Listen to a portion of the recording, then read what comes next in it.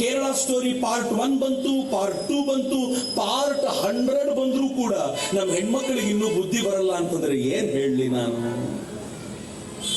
ಏನ್ ಹೇಳಲಿ? ಹೀಗಾಗಿ ನಾನು ಕಳಕಳಿಯಿಂದ ಕೇಳ್ಕೊಳ್ತೀನಿ, ಹುಡುಗಿಯರ ಸಂಬಂಧ ಮಾಡುವಾಗ, ಹುಡುಗಿಯರ ಫ್ರೆಂಡ್ಶಿಪ್ ಮಾಡುವಾಗ ಎಚ್ಚರಿಕೆಯಿಂದಿರಿ. ಮೂರನೇದು, ನಮ್ಮ ಮನೆಯಲ್ಲಿ ಹಿರಿಯರು, ತಂದೆ ತಾಯಂದ್ರು, ಅಣ್ಣಂದ್ರಿದ್ದಾರೆ. ಇವತ್ತು ಕಾರ್ಯಕ್ರಮ ಮುಗಿಯುತ್ತೆ, ಮನೆಗೆ ಹೋಗ್ತೀವಿ, ಸಂಜೆ ಟಿವಿ ನೋಡ್ತಾ ಕೂತ್ಕೊಳ್ತೀವಿ, ಮುಗಿಯುತ್ತೆ. ಹಂಗ್ ಮಾಡ್ಬೇಡ್ರಿ. ಊಟಕ್ಕೆ ಕೂತಾಗ ಎಲ್ಲರೂ ಜೊತೆಲಿ ಕೂತ್ಕೊಳ್ಳಿ. ನಿಮ್ ಹೆಣ್ಮಕ್ಳನ್ನು ಕೂರಿಸ್ಕೊಂಡು ಸಮೀರ್ ಮುಲ್ಲಾ ಎನ್ನುವ ಅಯೋಗ್ಯ ಏನ್ ಮಾಡ್ದ ಅನ್ನೋದನ್ನ ಡಿಸ್ಕಸ್ ಮಾಡಿ ಅಲ್ಲ, ಏನ್ ನಡೀತಾ ಇದೆ ಹುಬ್ಬಳ್ಳಿ ಧಾರವಾಡದಲ್ಲಿ ಚರ್ಚೆ ಮಾಡಿಯಲ್ಲ, ಏನ್ ನಡೀತಾ ಇದೆ ಉತ್ತರ ಪ್ರದೇಶದಲ್ಲಿ, ಏನ್ ನಡೀತಾ ಇದೆ ದೆಹಲಿಯಲ್ಲಿ, ಏನ್ ನಡೀತಾ ಇದೆ ಮಧ್ಯಪ್ರದೇಶದಲ್ಲಿ, ಏನ್ ನಡೀತಾ ಇದೆ ಕರ್ನಾಟಕದ ಬೇರೆ ಬೇರೆ ಭಾಗಗಳಲ್ಲಿ ಅನ್ನೋದನ್ನ ನಮ್ಮ ಹೆಣ್ಣು ಮಕ್ಕಳ ಮುಂದೆ ಚರ್ಚೆ ಮಾಡಬೇಕು. ನಮ್ಮ ಹೆಣ್ಮಕ್ಳು, ನಮ್ಮ ಗಂಡು ಮಕ್ಕಳು ಚಿಕ್ಕವರೇನಲ್ಲ, ಈಗ ಸಾಕಷ್ಟು ದೊಡ್ಡವರಾಗಿದ್ದಾರೆ. ಚರ್ಚೆ ಮಾಡುವಂತ ಹೊತ್ತು ಈಗ ಮಾಡಬೇಕಾಗಿದೆ ಅಂತ. ನಾಲ್ಕನೇದು, ಯಾರ್ಯಾರು ಹುಡುಗರಿಲ್ಲಿದ್ದೀರೋ, ಕಾಲೇಜಿಗೆ ಹೋಗ್ತಾ ಇದ್ದೀರೋ, ಸ್ವಲ್ಪ ನಿಮ್ ಕಣ್ಣುಗಳನ್ನ ಅಜಿತ್ ದೋವಲ್ ಕಣ್ಣುಗಳಾಗಿ ಮಾಡ್ಕೊಳ್ಳಿ. ನೀವು ಬರೀ ಸುಮ್ಮನೆ ಕೂತ್ ಕಾಲೇಜ್ ಹೋಗಿ ಏನು ಉಪಯೋಗ? ಯಾವ ಹುಡುಗಿ ಯಾವ ಹುಡುಗನ ಜೊತೆ ಓಡಾಡ್ತಿದ್ದಾಳೆ, ಆ ಹುಡುಗಿ ಮುಸ್ಲಿಂ ಹುಡುಗರ ಸಂಪರ್ಕ ಹೆಂಗಿದೆ, ಯಾವ ಮುಸ್ಲಿಂ ಹುಡುಗಿಯೊಂದಿಗೆ ತುಂಬಾ ಸಂಪರ್ಕ ಮಾಡ್ತಾಳೆ, ಇದನ್ನು ಸ್ವಲ್ಪ ತಿಳ್ಕೊಳ್ಳಿ. ತಿಳ್ಕೊಂಡು ನಿಮಗೇನು ಮಾಡ್ಲಿಕ್ಕಾಗಲ್ಲ, ನೀವು ಓದ್ತಿದ್ದೀರ, ಚೆನ್ನಾಗಿ ಓದಿ. ಆದ್ರೆ ಸಂಘಟನೆಯ ಪ್ರಮುಖರಿದ್ದಾರೆ, ಅವ್ರಿಗೆ ಸುಮ್ಮನೆ ಒಂದು ಮೆಸೇಜ್ ಹಾಕಿ, ಈ ಹುಡುಗಿ ತುಂಬಾ ಓಡಾಡ್ತಾ ಇದ್ದಾಳೆ ಈ ಹುಡುಗನ ಜೊತೆ, ಒಂದ್ ಸ್ವಲ್ಪ ಎಚ್ಚರಿಕೆ ಇರ್ಲಿ ಅಂತ. ಉಳಿದಿದ್ದನ್ನ ಪೊಲೀಸರಂತೂ ಮಾಡೋದಿಲ್ವಲ್ಲ, ಸಂಘಟನೆ ಹುಡುಗರು ಮಾಡ್ತೀವಿ. ಏನು ತಲೆ ಕೆಡಿಸ್ಕೊಳ್ಬೇಕಾದ ಅಗತ್ಯ ಇಲ್ಲ. ನಮ್ಮ ಹೆಣ್ಣು ಮಕ್ಕಳನ್ನ ಕಾಪಾಡಿಕೊಳ್ಳುವ ಹೊಣೆ ನಮ್ಮದ್ದೇ. And we will do it. ನಮ್ಗೆ ಗೊತ್ತಿದೆ ಹೆಂಗ್ ಮಾಡಬೇಕು ಅಂತ, ನಮ್ಗೆ ತುಂಬಾ ಚೆನ್ನಾಗಿ ಅರ್ಥ ಆಗುತ್ತೆ. ನಾನಿವತ್ತು ಚಾಲೆಂಜ್ ಮಾಡಿ ಹೇಳಬೇಕು.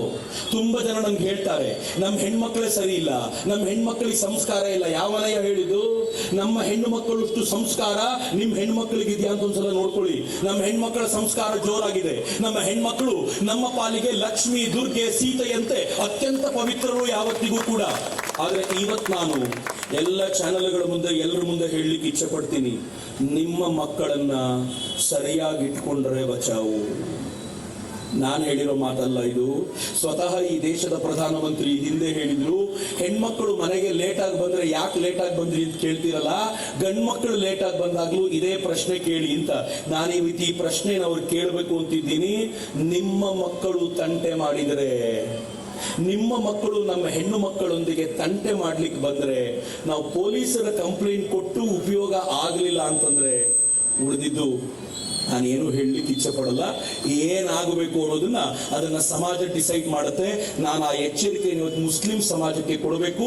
ಎಲ್ಲ ತಂದೆ ತಾಯಿರು ಎಚ್ಚರಿಕೆಯಿಂದ ನಿಮ್ಮ ಗಂಡು ಮಕ್ಕಳನ್ನ ಹದ್ದು ಬಸ್ತಿನಲ್ಲಿ ಇಟ್ಟುಕೊಂಡ್ರೆ ಸರಿ. ಉಳಿದಿದ್ದನ್ನ ನಾವು ಸಮಾಜದಲ್ಲಿ ಏನ್ ನಡೆಯುತ್ತೆ ಅನ್ನೋದು ನೀವು ಮುಂದಿನ ದಿನಗಳಲ್ಲಿ ನೋಡ್ತೀರಾ ಅಷ್ಟೇ. ಸಮಾಜದ ಪ್ರಮುಖರಿಗೆ ನನಗೆ ಕೋರಿಕೆ ಇದೆ. ಇಲ್ಲಿ ತುಂಬಾ ಜನ ಬೇರೆ ಬೇರೆ ಸಮಾಜದವರು ಇದ್ದೀರಿ. ಯಾವುದೋ ಒಂದು ಸಮಾಜದಿಂದ ಹೋಗಿರೋದಲ್ಲ ಮಿತ್ರರೇ. ಈ ಇಡೀ ಹೋರಾಟದಲ್ಲಿ ಎಂತೆಂತ ಸಮಾಜದವರು ಹೋಗಿದ್ದಾರೆ ಅಂತಂದ್ರೆ, ಪಂಚಮಸಾಲಿಯವರು ಮ್ಯಾಕ್ಸಿಮಮ್ ಹೋಗಿದ್ದಾರೆ. ಬ್ರಾಹ್ಮಣರನ್ನ ಕಳ್ಕೊಂಡಿದ್ದೀವಿ, ಕುರುಬರನ್ನ ಕಳ್ಕೊಂಡಿದ್ದೀವಿ, ಮರಾಠರನ್ನ ಕಳ್ಕೊಂಡಿದ್ದೀವಿ, ಸಾವಜಿ ಹೆಣ್ಣು ಮಕ್ಕಳನ್ನ ಕಳ್ಕೊಂಡಿದ್ದೀವಿ. ಒಂದೆರಡು ಸಮಾಜ ಅಲ್ಲ, ಇವರು ಎಲ್ಲ ಸಮಾಜದ ಹೆಣ್ಣು ಮಕ್ಕಳನ್ನ ಅಪಹರಿಸಿಕೊಂಡು ಹೋಗ್ತಾರೆ. ಅವರನ್ನ ತಮ್ಮ ಮನೆಯ ಕೆಲಸದವರಂತೆ ಕಾಪಾಡ್ತಾರೆ, ಕೆಲಸದವರಂತೆ ಇಟ್ಕೊಳ್ತಾರೆ.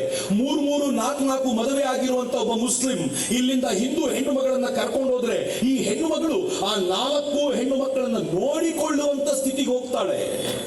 ಹುಬ್ಬಳ್ಳಿ ಧಾರವಾಡದಲ್ಲಿ ನಾನು ಇವತ್ತೊಂದು ಧೈರ್ಯ ಕೊಡ್ಲಿಕ್ಕೆ ನಿಮ್ಗೆ ಇಚ್ಛೆ ಪಡ್ತೀನಿ. ಹೆದರ್ಕೊಳ್ಬೇಡಿ.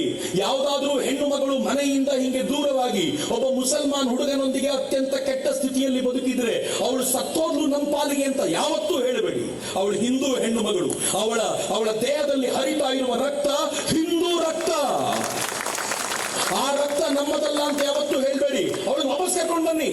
ಅವಳು ಯಾವತ್ತು ವಾಪಸ್ ಬರ್ತಾಳೆ ಅಂದ್ರೂ ವಾಪಸ್ ಕರ್ಕೊಂಡು ಬನ್ನಿ. ವಾಪಸ್ ಕರ್ಕೊಂಡು ಬರ್ಲಿಕ್ಕೆ ನಿಮ್ಗೆ ಕಷ್ಟ ಅನ್ನಿಸ್ತು ಅಂತಂದ್ರೆ, ಹುಬ್ಬಳ್ಳಿ ಧಾರವಾಡದಲ್ಲಿ ಸಂಘಟನೆಗಳು ಭರ್ಜರಿಯಾಗಿ ಕೆಲಸ ಮಾಡ್ತಾ ಇವೆ. ನಾನು ನಿಮ್ ಧೈರ್ಯ ಹೇಳಬಲ್ಲೆ. ಅಂತ ಹೆಣ್ಣು ಮಕ್ಕಳನ್ನ ಕರ್ಕೊಂಡು ಬಂದು ಅವ್ರನ್ನ ವಾಪಸ್ ಟ್ರೈನ್ ಮಾಡಿ, ಅವರಿಗೆ ವಾಪಸ್ ಟ್ರೈನಿಂಗ್ ಅನ್ನ ಕೊಟ್ಟು ಹಿಂದೂ ಧರ್ಮೀಯರಾಗಿ ಮಾಡುವಂತ ಪ್ರಯತ್ನ ನಡೀತಾ ಇದೆಯಲ್ಲ, ಹುಬ್ಬಳ್ಳಿ ಧಾರವಾಡದಲ್ಲಿ ಜೋರಾಗಿ ನಡೀತಾ ಇದೆ. ನಾನು ಹೇಳಿದ್ನಲ್ಲ, ಪೊಲೀಸರು ಮಾಡ್ಲಿಲ್ಲ ಅಂತಂದ್ರೆ ಇದನ್ನ ನಾವೇ ಈ ಕೆಲಸವನ್ನ ಮಾಡ್ತೀವಿ ಅಂತ ಇವತ್ತು ಧೈರ್ಯವಾಗಿ ಹೇಳ್ಬೋದು. ಹೀಗಾಗಿ ಯಾರು ತಲೆ ಕೆಡಿಸ್ಕೊಳ್ಳುವಂತ ಅಗತ್ಯ ಇಲ್ಲ. ಸಂಘಟನೆಯ ಕಾರ್ಯಕರ್ತರನ್ನ ಮಾತನಾಡಿಸಿ ನಾವಿದ್ದೀವಿ ಅಂತ. ಇನ್ನು ಸಮಾಜದ ಪ್ರಮುಖರು ನಾನು ಕೇಳ್ಕೊಳ್ಳಿಕ್ಕೆ ಇಚ್ಛೆ ಪಡ್ತೀನಿ. ಬೇರೆ ಬೇರೆ ಸಮಾಜದ ಪ್ರಮುಖರೆಲ್ಲ ಒಟ್ಟಾಗಿ ಒಂದ್ ಕಡೆ ಕೂತ್ಕೊಳ್ಳಿ. ಒಂದ್ ಕಡೆ ಕೂತ್ಕೊಂಡು ಪೊಲಿಟಿಕಲ್ ಲೀಡರ್ಗೆ ಹೇಳಿ, ಮುಸಲ್ಮಾನರು ಅಂದ್ರೆ ವೋಟ್ ಬ್ಯಾಂಕು ಅನ್ಕೊಂಡಿದ್ದೀರಾ? ನಮ್ಮ ಸಮಾಜವು ವೋಟ್ ಬ್ಯಾಂಕೆ, ಕುರುಬ ಸಮಾಜ ವೋಟ್ ಬ್ಯಾಂಕು, ದಲಿತ ಸಮಾಜ ವೋಟ್ ಬ್ಯಾಂಕು, ಸಾವಜಿ ಸಮಾಜ ವೋಟ್ ಬ್ಯಾಂಕು, ಮರಾಠ ಸಮಾಜ ವೋಟ್ ಬ್ಯಾಂಕು. ಎಲ್ಲ ಇಂಡಿವಿಜುವಲ್ ಇದ್ದಾಗ ನೀವು ಸೆಪರೇಟ್ ಮಾಡ್ಬೋದು. ನಾವೆಲ್ಲ ಜೊತೆಯಲ್ಲೇ ಕುಳಿತಿದ್ದೀವಿ. ನಮ್ಮ ಜಾತಿ, ನಮ್ಮ ಸಮಾಜದ ಹೆಣ್ಣು ಮಕ್ಕಳನ್ನ ಅಪಹರಿಸಿಕೊಂಡು ಹೋಗಿರುವಂತ ಪಾಪಿಗಳಿಗೆ ಸರಿಯಾದ ಪಾಠ ಕಲಿಸ್ಲಿಲ್ಲ ಅಂತಂದ್ರೆ ನೀನ್ ಎಂತ ಪೊಲಿಟಿಕಲ್ ಲೀಡರ್, ಯಾವ ಪಾರ್ಟಿಗೆ ಸೇರಿದ್ರು ಕೂಡ ಇಲ್ಲಿ ಕಾಲಿಟ್ಟು ನೋಡು, ಕಾಲ್ ಮುರಿತೀವಿ ಅಂತ ಒಂದು ಸಲ ನಮ್ಮ ಸಮಾಜಗಳು ಎದ್ದು ಕೂತ್ರೆ ಅದು ಯಾವ ಪೊಲಿಟಿಕಲ್ ಲೀಡರ್ಗೆ ತಾಕತ್ತಿದೆ ನೋಡೇ ಬಿಡ್ತೀನಿ ನಾನು. ಯಾವುದೇ ಪಾರ್ಟಿ ಸೇರಿರ್ಲಿ, ಅವನು ಬಿಜೆಪಿ ಇರ್ಲಿ, ಅವನು ಕಾಂಗ್ರೆಸ್ ಇರ್ಲಿ, ಅವನು ದಳ ಇರ್ಲಿ, ಅವನು ಯಾವುದೇ ಪಾರ್ಟಿ ಇರ್ಲಿ, ನನ್ನ ಸಮಾಜದ ಹೆಣ್ಣು ಮಕ್ಕಳ ತಂಟೆಗೆ ಬಂದ್ರೆ ನಿಮ್ ಯಾರನ್ನೂ ಬಿಡಲ್ಲ ಅಂತಂದ್ರೆ ಈ ಪೊಲಿಟಿಕಲ್ ಲೀಡರ್ಗಳು ಪೊಲೀಸರ ಮೇಲೆ ಏನ್ ಹೇಳಬೇಕು ಅದನ್ನು ಹೇಳ್ತಾರೆ. ಅವ್ರನ್ನ ಸರಿಯಾಗಿ ಮಟ್ಟ ಹಾಕ್ಲಿಕ್ಕೆ ಸಾಧ್ಯ ಆಗುತ್ತೆ. ಇಲ್ಲೇ ಹೋದ್ರೆ ಇವತ್ತಿನ ಸ್ಥಿತಿ ಏನಿದೆ ಗೊತ್ತಾ ಮಿತ್ರರೇ? ಚಕ್ರವರ್ತಿ ಸೂಲಿಬೆಲೆ ಹೋದ್ರೆ ಅಥವಾ ಹಿಂದೂ ಸಮಾಜದ ಒಬ್ಬ ಕಾರ್ಯಕರ್ತ ಹೋದ್ರೆ ಆ ಪೊಲೀಸರು ನಮ್ಮನ್ನು ಏಕವಚನದಲ್ಲಿ ಮಾತನಾಡಿಸ್ತಾರೆ. ಒಬ್ಬ ಮುಸಲ್ಮಾನ ಅಲ್ಲಿಗೆ ಹೋದ್ರೆ ಎದ್ದಿದ್ಕೊಂಡು ನೀನು ಹೊರಡಪ್ಪ ಅಂತ ಬೇಗ ಕಳಿಸ್ಬಿಡ್ತಾರೆ. FIR ಆದ್ರೆ ಅರೆಸ್ಟ್ ಮಾಡುವಂತ ಸಾಮರ್ಥ್ಯವನ್ನು ಕೂಡ ತೋರಿಸಲ್ಲ ಅಂತಂದ್ರೆ ಏನ್ ಹೇಳಬೇಕಾಗಿರುವಂತ ಸ್ಥಿತಿ ಬಂದಿದೆ. ಯಾಕೆಂದ್ರೆ ನಾವು ವೀಕ್ ಆಗಿದ್ದೀವಿ ಅನ್ನೋ ಕಾರಣಕ್ಕೋಸ್ಕರ. ನನಗೆ ಬಹಳ ಜನ ಕೇಳ್ತಾರೆ, ಈ ತರದ ಪಾಪಿಗಳನ್ನ ಹೊಡೆಯೋದು ಬಡಿಯೋದು ಪರಿಹಾರವ ಅಂತ.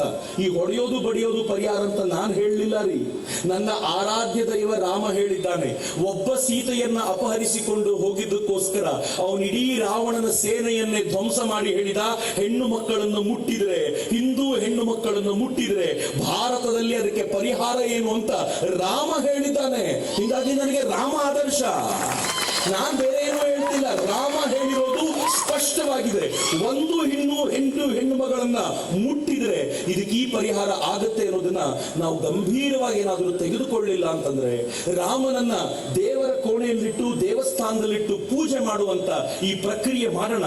ಆದ್ರೆ ಅದಕ್ಕಿಂತ ಹೆಚ್ಚು ರಾಮನ ಆದರ್ಶಗಳನ್ನ ಹೃದಯದಲ್ಲಿ ಇಟ್ಟುಕೊಳ್ಳುವಂತ ಈ ಪ್ರಕ್ರಿಯೆಗೆ ನಾವು ಸಿದ್ಧರಾಗಲಿಲ್ಲ ಅಂತಂದ್ರೆ ಬರಲಿರೋ ದಿನಗಳು ಬಹಳ ಗಂಭೀರವಾಗ್ಲಿಕ್ಕಿವೆ.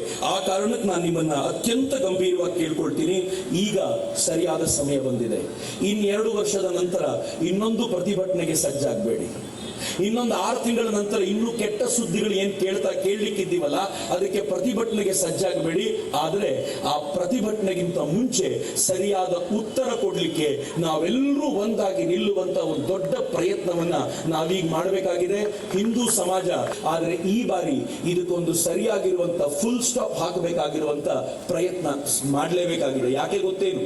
ಇಡೀ ಕರ್ನಾಟಕದಲ್ಲಿ ನಾನು ವಾಪಸ್ ಹೇಳ್ತಿದ್ದೀನಿ, ಬಹಳ ಎಚ್ಚರಿಕೆಯಿಂದ ಇವತ್ತು ಬೆಳಗಿಂದ ಅನೇಕ ಕಾರ್ಯಕರ್ತರ ಜೊತೆ ನಿರಂತರವಾಗಿ ಮಾತಾಡ್ತಾ ಇರೋದ್ರಿಂದ ಹೇಳ್ತಾ ಇದ್ದೀನಿ, ಇಡೀ ಕರ್ನಾಟಕದಲ್ಲಿ ಲವ್ ಜಿಹಾದ್ನ ಹಬ್ ಆಗಿ ಕೇಂದ್ರವಾಗಿ ಡೆವಲಪ್ ಆಗ್ತಾ ಇರೋದು ಹುಬ್ಬಳ್ಳಿ ಧಾರವಾಡ. ಈ ಹುಬ್ಬಳ್ಳಿ ಧಾರವಾಡದ ಈ ಪರಿಸ್ಥಿತಿ ಎಷ್ಟು ಗಂಭೀರವಾಗಿದೆ ಅಂತಂದ್ರೆ ಇವತ್ತು ಯಾವುದೋ ಹುಡುಗಿ ಅಂತ ನಾವು ಕೈ ತೋರಿಸ್ತಾ ಇದ್ದೀವಲ್ಲ, ಆ ಕೈ ನಿಧಾನವಾಗಿ ನಮ್ಮ ಹತ್ತಿರಕ್ಕೆ ಬರುತ್ತೆ, ನಮ್ಮ ಮನೆಯವರೆಗೂ ಬರುವಂತ ಸ್ಥಿತಿ ಬಹಳ ದೂರ ಇಲ್ಲ. ಇನ್ನೂ ಒಂದು ಗಂಭೀರವಾದ ಸ್ಥಿತಿ ಹೇಳಬೇಕು ಅಂತಂದ್ರೆ, ಹೇಗೆ ಅಜ್ಮೀರ್ನಲ್ಲಿ ಒಂದು ಸೀರೀಸ್ ಆಗಿರುವಂತ ಹೆಣ್ಣು ಮಕ್ಕಳ ಆತ್ಮಹತ್ಯೆಯ ಪ್ರಕರಣ ಆಯ್ತೋ, ಹೆಣ್ಣು ಮಕ್ಕಳ ರೇಪಿನ ಪ್ರಕರಣ ಆಯ್ತೋ, ಹುಬ್ಬಳ್ಳಿ ಧಾರವಾಡ ಕೂಡ ಅದೇ ತರದ ಪರಿಸ್ಥಿತಿಯ ಹತ್ತಿರದಲ್ಲಿದೆ. ಅಷ್ಟು ಗಂಭೀರವಾದ ಸಂಗತಿಗಳನ್ನ ಬೆಳಗಿಂದ ನಾನು ಕೇಳ್ಕೊಂಡು ಬಂದಿದ್ದೀನಿ. ನನ್ಗನ್ಸುತ್ತೆ ಇದು ಸರಿಯಾದ ಹೊತ್ತು, ಜಾಗೃತಿ ಆಗಬೇಕು. ಇದು ಆಕ್ರೋಶದ ಹೊತ್ತಾಗಿ ಮುಗಿಯೋದು ಬೇಡ, ಆದ್ರೆ ಇದರ ಒಟ್ಟಾರೆ ಪರಿಸ್ಥಿತಿಯನ್ನ ಸರಿಯಾಗಿ ಬಳಸಿಕೊಂಡು ನಾವು ಗಂಭೀರವಾಗಿರುವಂತ ನಿರ್ಣಯವನ್ನ ಕೈಗೊಳ್ಳಬೇಕಾಗಿರುವಂತ ಅಗತ್ಯ ಇದೆ. ಮಿತ್ರರೇ, ಹೃದಯದಲ್ಲಿ ಮಾನಸಿಕವಾಗಿ ಗಟ್ಟಿಯಾಗ್ಬಿಡಿ. ತೋಳುಗಳಲ್ಲಿ ಶಕ್ತಿ ಎಷ್ಟಿದೆಯೋ ಆಮೇಲೆ ಮಾನಸಿಕವಾಗಿ ಗಟ್ಟಿಯಾಗಿ ಹಿಂದೂ ಸಮಾಜದಲ್ಲಿ ಹುಟ್ಟಿದ್ದೀನಿ ಅಂತಂದ್ರೆ ನಾನು ಶಿವಾಜಿಯ ಸಂತಾನ, ಮುಟ್ಟಿದ್ರೆ ತಟ್ಟು ಬಿಡ್ತೀನಿ ಅನ್ನುವಂತ ಆ ಎಚ್ಚರಿಕೆಯ ಸಂದೇಶವನ್ನ ಬಲವಾಗಿ ಮನಸ್ಸಿನಲ್ಲಿ ಇಟ್ಕೊಂಡು ನಾನು ನೀವು ಒಂದು ಸಮರ್ಥವಾಗಿರುವಂತ ಒಂದು ಪಡೆಯನ್ನ ನಿರ್ಮಾಣ ಮಾಡೋಣ. ಈ ಪಡೆ ಹಿಂದೂ ಹೆಣ್ಣು ಮಕ್ಕಳ ರಕ್ಷಣೆಗೋಸ್ಕರ ಬಲಿಷ್ಠವಾಗಿರುವಂತ ಪಡೆಯಾಗ್ಲಿ. ಪೊಲೀಸರಂತೂ ತಮ್ಮ ಕೊಟ್ಟಿರುವ ಕೆಲಸವನ್ನ ಮಾಡಲಿಲ್ಲ ಅಂತಂದ್ಮೇಲೆ ಇನ್ನು ನಾವೇ ಕೈಗೆ ತೆಗೆದುಕೊಳ್ಬೇಕಾಗಿರುವ ಅನಿವಾರ್ಯತೆ ಇದೆ ಅನ್ನೋದನ್ನ ಆ ಪೊಲೀಸರಿಗೂ ಮನವರಿಕೆ ಮಾಡಿಕೊಡ್ತಾ ಇವತ್ತು